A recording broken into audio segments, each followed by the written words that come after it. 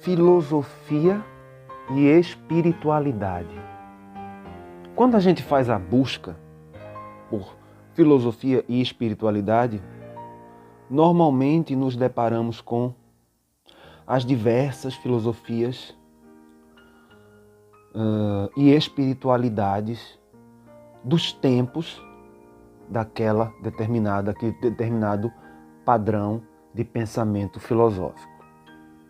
E é claro, é evidente que as pessoas que seguem canais de filosofia, por exemplo, eu sigo muitos canais de filosofia, mas não só, sigo canais de humor, tanto que eu tento colocar pitadas de humor aqui no canal, criando personagens, enfim. É uma coisa que eu gosto de fazer. Mas a maioria você vai encontrar é o seguinte: filosofia e espiritualidade na Grécia Antiga, filosofia e espiritualidade na época medieval, filosofia e espiritualidade na era moderna e a filosofia contemporânea, pós-cristã, por assim dizer, como muitos chamam, ou pós-modernidade, porque o fato é que a gente ainda não sabe o nome dessa era porque a gente está nela. Assim como os clássicos, né? Assim como enfim, você na Grécia Antiga, por exemplo. Sim, esqueci, roda a vinheta.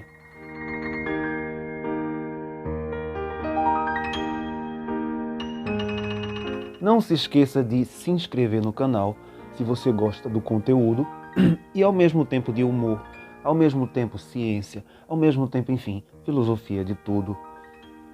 De um lado, ironia, do outro lado, é sério. Eu tento tratar de tudo. Mas voltando aos gregos. Você há de concordar comigo que se um determinado grego viveu na época da Grécia Antiga, a chamada era classificada pela filosofia, enfim, pela história, né? Que também é um campo de conhecimento, de saber. A filosofia e a história, elas têm uma coisa em comum. Enquanto filosofia é busca por saber, busca por sabedoria, filia, amor, filia, é aquela coisa que atrai.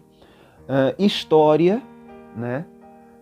Etimologicamente, do grego, se eu não me engano, também é uma palavra do grego, ou é do romano, é isso, eu não tenho certeza, significa, ao pé da letra, investigação.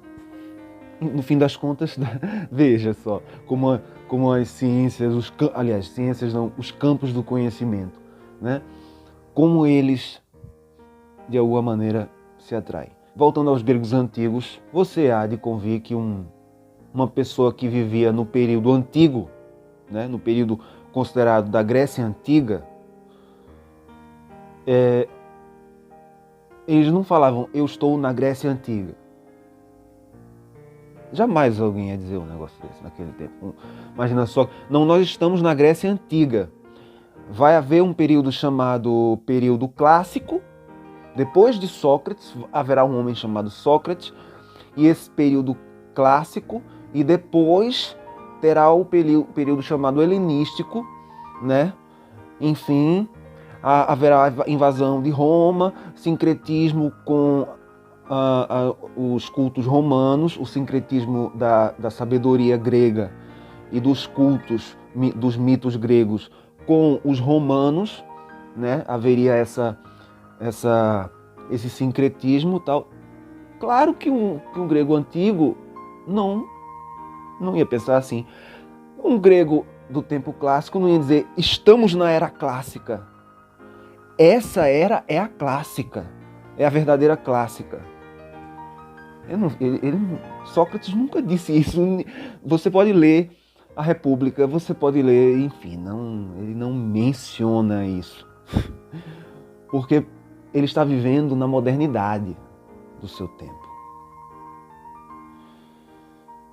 E o que é que isso tem a ver com espiritualidade? é que cada tempo, cada dessas eras, trata de um fenômeno chamado de espiritualidade. Hoje chamado espiritualidade.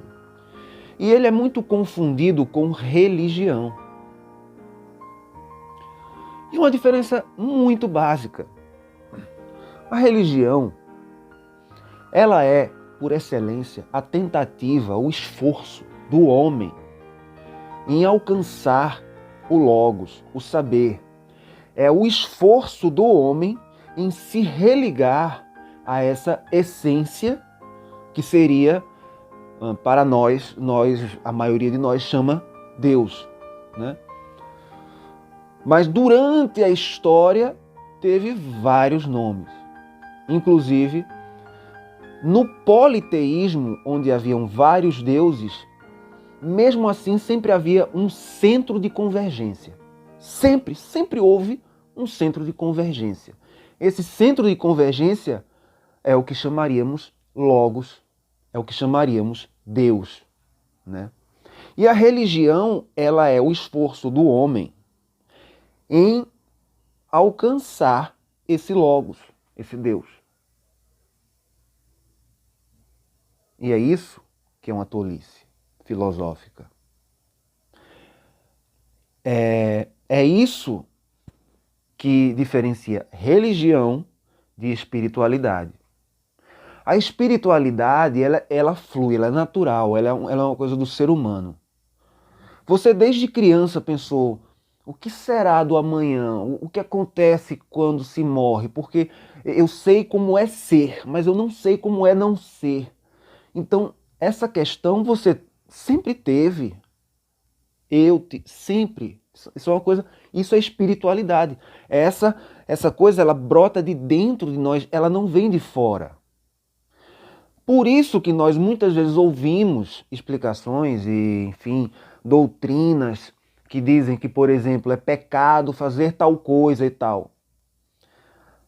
Por que é pecado fazer tal coisa? Porque na construção que no seu tempo eles fizeram, havia uma razão, e aí você tem que recorrer à racionalidade, havia uma razão que explicava o porquê tal coisa era pecado naquelas circunstâncias, naquela sociedade, naquele modo de viver daquele povo, daquela época, enfim, daquela era. Por isso, hoje vivemos uma modernidade líquida, como eu sempre cito, gosto de citar, Bauman. Procure, é um livro muito interessante, Modernidade Líquida. E ele fala do amor líquido, enfim, os livros dele, a maior parte é tudo em termos de líquido. Eu até ouso chegar mais além, eu digo que é gasoso, nós estamos vivendo numa era gasosa. Numa era onde o invisível e o visível estão começando a conversar.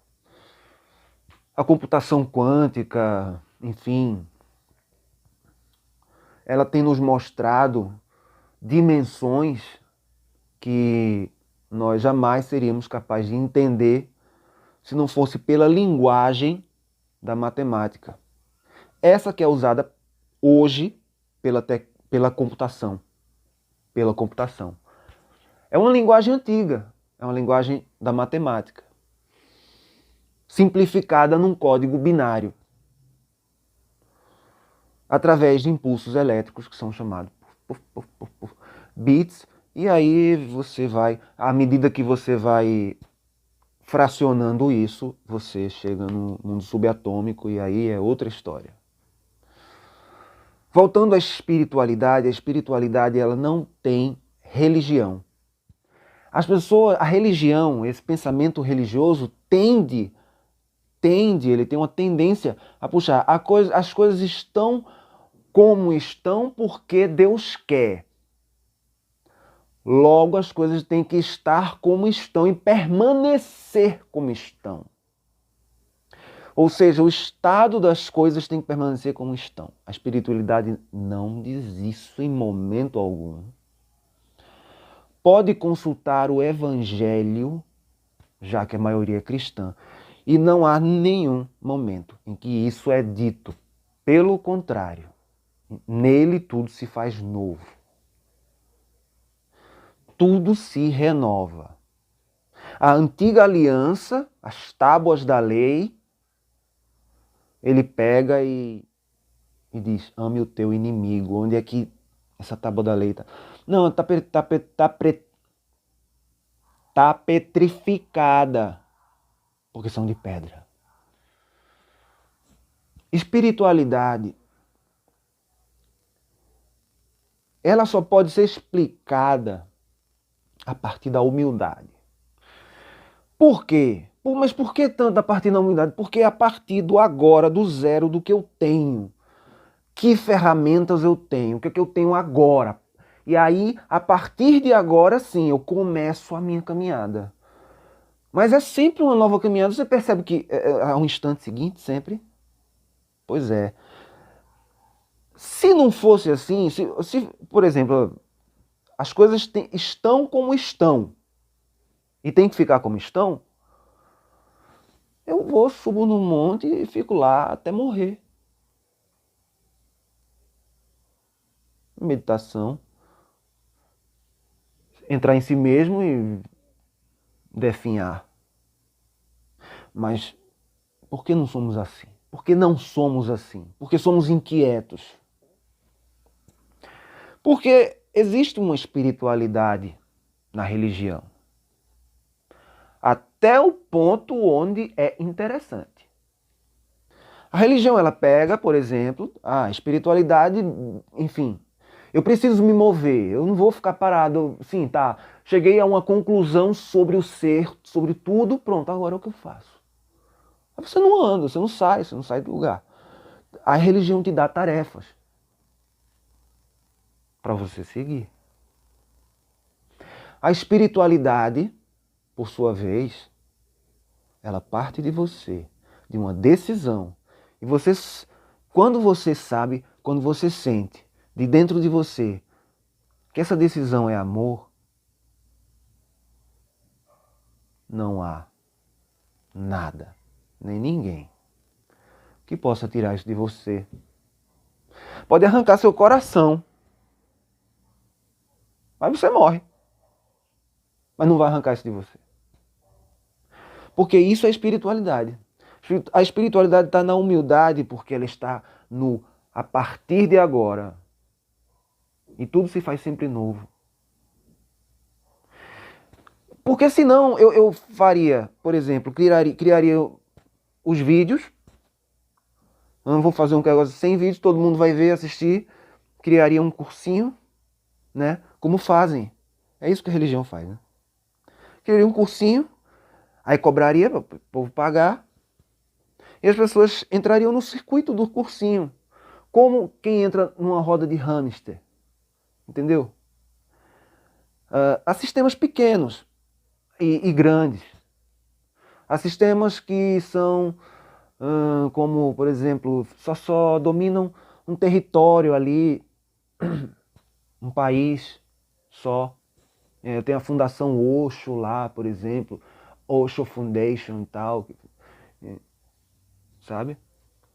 E algumas têm sistemas maiores e algumas têm sistemas globais. Nós vivemos num sistema global e não sabemos como viver. A maioria de nós não sabe como viver num sistema global.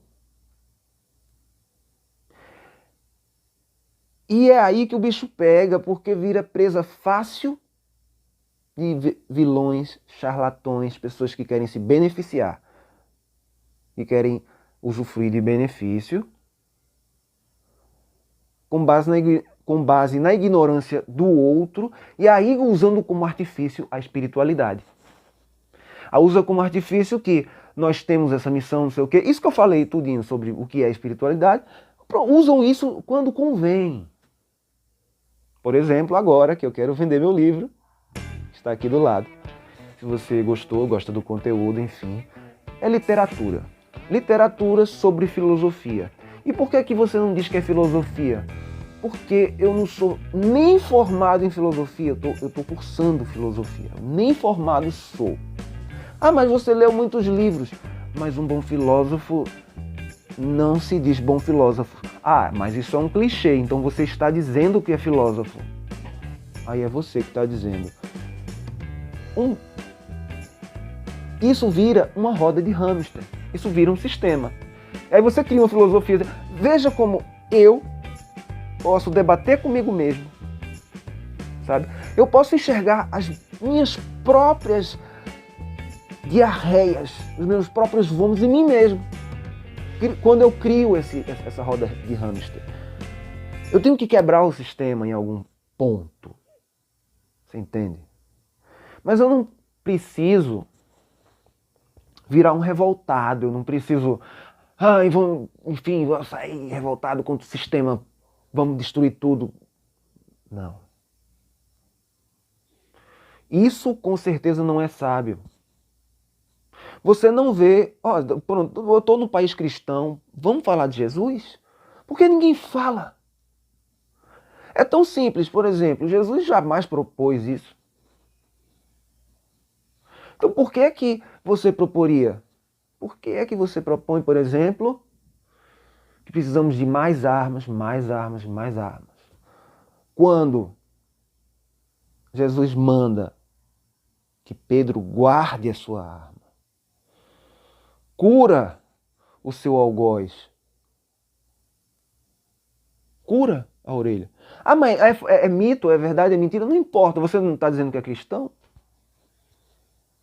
Então você tem que partir da pressuposição de que seja verdade. Então ele curou a orelha do que ressuscitou e tudo. Ou você crê nisso ou não crê, porra.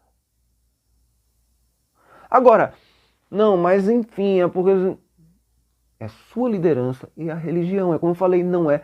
Essa é a diferença entre religião e espiritualidade. A espiritualidade, ela não é. Ela é humilde.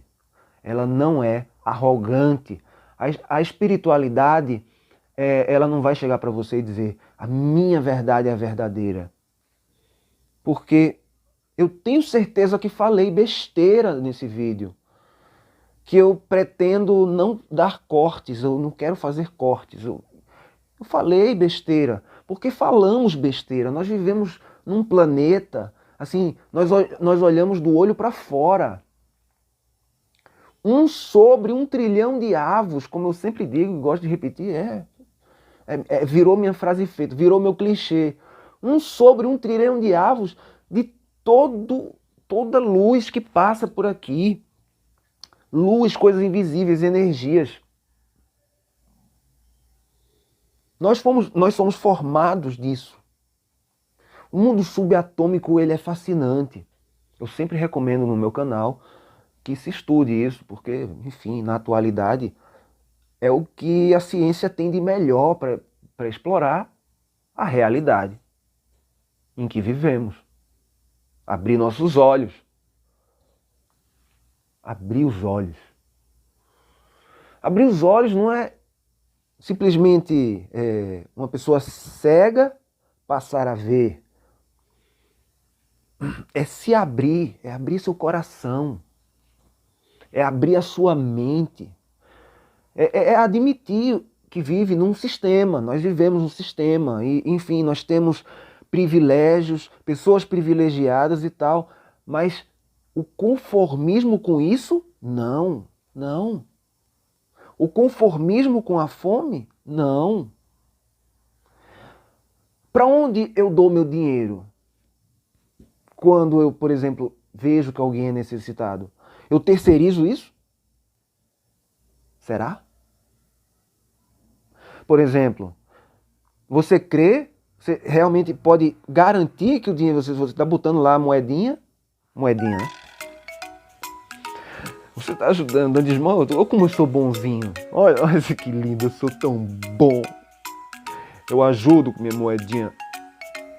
Ou com meus 100 reais, se eu tenho, vai dar um rico, né? Dou 100. Você Você sabe para onde esse dinheiro está indo.